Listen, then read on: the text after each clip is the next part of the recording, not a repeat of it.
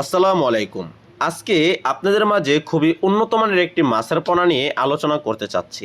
এখন যে আপনারা মাছের পোনাটি দেখতে পাচ্ছেন, এগুলো হচ্ছে হালদা নদীর কাতল এবং সেই জাত থেকে উৎপাদিত এই কাতল মাছের পোনা।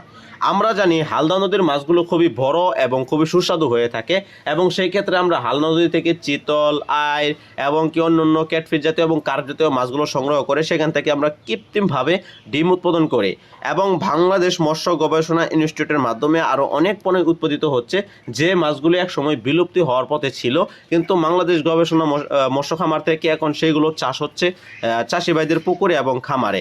দর্শক, এখন আপনারা দেখতে পাচ্ছেন এগুলো হচ্ছে হালদা নদীর কাতল এবং এই মাছগুলো মিশ্র চাষের জন্য বেশ উপযোগী, যেহেতু এই মাছটি উপর স্তরে থাকে, উপর স্তরের খাবার খায়। কাতল মাছ কিন্তু সবসময় পানির উপরে ভাসমান হিসাবে থাকে, সেই ক্ষেত্রে এই মাছগুলো গভীর জলে থাকে না, গভীর স্তরে থাকে না।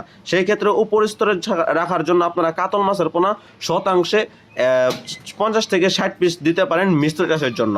দর্শক, যারা কাতল মাছের পোনা চাষ করতে চান এবং ভালো উন্নত মানের জাত থেকে উৎপাদিত এই মাছগুলি চাষ করতে চাচ্ছেন, তারা আমাদের স্ক্রিনে দেওয়া নাম্বারে যোগাযোগ করে দেশের যে কোনো জায়গা থেকে এই হালদা নদীর কাতল মাছের পোনা সংগ্রহ করতে পারেন এবং আমাদের এই ভিডিও থেকে অন্যান্য মাছের পোনা পেতে হলে আমাদের সাথে যোগাযোগ করবেন।